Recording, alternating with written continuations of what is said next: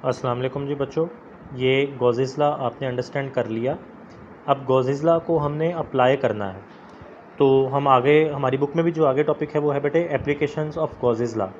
एक बात याद रखिएगा कि हम लोग गॉसेस लॉ को इलेक्ट्रिक फ्लक्स को फाइंड आउट करने के लिए इस्तेमाल नहीं करते।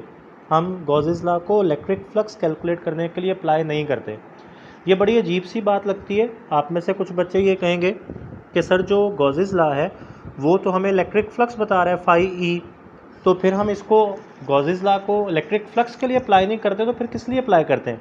गॉसेस लॉ बेटे बेसिकली अप्लाई होता है to find out the electric intensity. इसमें मैं आपको एक एग्जांपल देता हूँ। जैसे आप लोग जो लॉ ऑफ ग्रेविटेशन अप्लाई करते हैं वो आप ग्रेविटेशनल इंटेंसिटी जो है उसके लिए अप्लाई कर रहे होते हैं। इसी तरह हमारे पास हम आगे वाले चैप्टर्स में पढ़ेंगे कि मैग्नेटिक फील्ड स्ट्रेंथ के लिए हम लोग जो है वो एक और जो लॉ है वो अप्लाई कर रहे होते हैं, जिसे हम नाम देते हैं बेटे एम्पेयर्स लॉ का। तो ये आपने याद रखना है। मैंने 3 लॉज का जिक्र किया है। 3 तरह की हमारे पास फील्ड्स होती हैं, उन तीनों की इंटेंसिटी के लिए हम 3 लॉ इस्तेमाल करते हैं। जो ग्रेविटेशनल फील्ड है उसकी स्ट्रेंथ उसकी इंटेंसिटी के लिए हम लोग लॉ ऑफ ग्रेविटेशन इस्तेमाल करते हैं। जो इलेक्ट्रिक फील्ड है उसकी स्ट्रेंथ उसकी इंटेंसिटी के लिए हम लोग गॉसेस लॉ इस्तेमाल करते हैं। और जो हमारे पास मैग्नेटिक फील्ड है उसकी स्ट्रेंथ उसकी इंटेंसिटी के लिए हम लोग एम्पेयर्स लॉ इस्तेमाल करते हैं। अब ये जो बात बेटे मैंने आपको बताई है, हमारी बुक वाला भी यही बात हमें यहाँ पे बता रहा है। पहली लाइन देखें जी, Gauss's law is applied to calculate the electric intensity due to different charge configurations. ये फर्स्ट स्टेटमेंट मैंने इसकी पढ़ी है। इसका मतलब ये बेटे कि अगर हमारे पास बहुत सारे चार्जेस हों या चार्ज डिस्ट्रीब्यूशन डिफरेंट हो।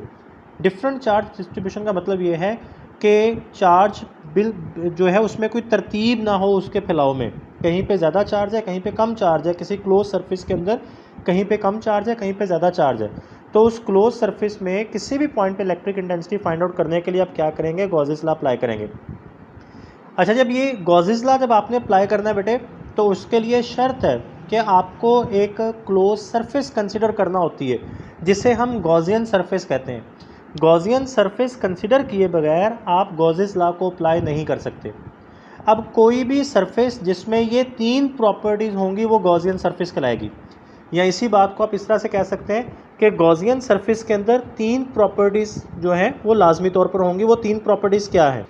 वो 3 प्रॉपर्टीज़ बेटे ये हैं कि number 1, it is an imaginary surface. Imaginary का मतलब होता है जी, इमेजिनेशन से निकला ये वर्ड, कि ये हमारे तहजुलात में है, ख्यालात में है, ये रियल में एग्जिस्ट नहीं करती। सिंपल हम ये कहेंगे कि जो गॉसियन सरफेस है ये रियल में एग्जिस्ट नहीं करती, बल्कि इसको हम अपने नॉलेज की बेस पे ड्रॉ करते हैं। तो ये एक इमेजनरी सरफेस होगी। दूसरी प्रॉपर्टी होगी बेटे, it is a close surface. Close surface का मतलब ये है कि ये चारों तरफ से बंद होगी। इसकी शेप कुछ भी हो सकती है, ये सर्कल की फॉर्म में हो सकती है, रेक्टेंगल की फॉर्म में हो सकती है, ट्रायंगल की फॉर्म में हो सकती है, बट ये लाजमी तौर पर क्लोज सरफेस होगी। तीसरी प्रॉपर्टी बड़ी इंपॉर्टेंट है, it must contain the point at which the electric intensity is to be evaluated. ये तीसरी प्रॉपर्टी बेटे। थर्ड प्रॉपर्टी का मतलब ये है कि जिस पॉइंट पे आपने इलेक्ट्रिक इंटेंसिटी फाइंड करनी है वो पॉइंट लाजमी तौर पर गॉसियन सरफेस के अंदर आना चाहिए। जिस सरफेस में ये तीनों प्रॉपर्टीज़ होंगी वो सरफेस हमारे पास गॉसियन सरफेस कहलाएगी।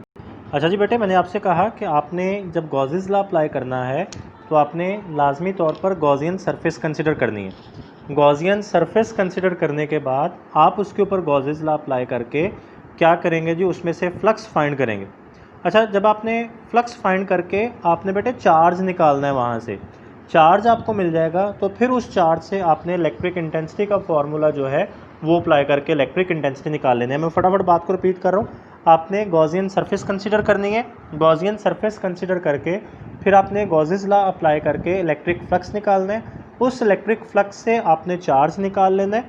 फिर वो जो चार्ज आपके पास आएगा उसको इस्तेमाल करते हुए आपने इलेक्ट्रिक इंटेंसिटी फाइंड कर लेना। उम्मीद है बेटे आपको गॉसेस लॉ और आपने इसको कैसे अप्लाई करना है ये दोनों पॉइंट्स की समझ आ गई होगी।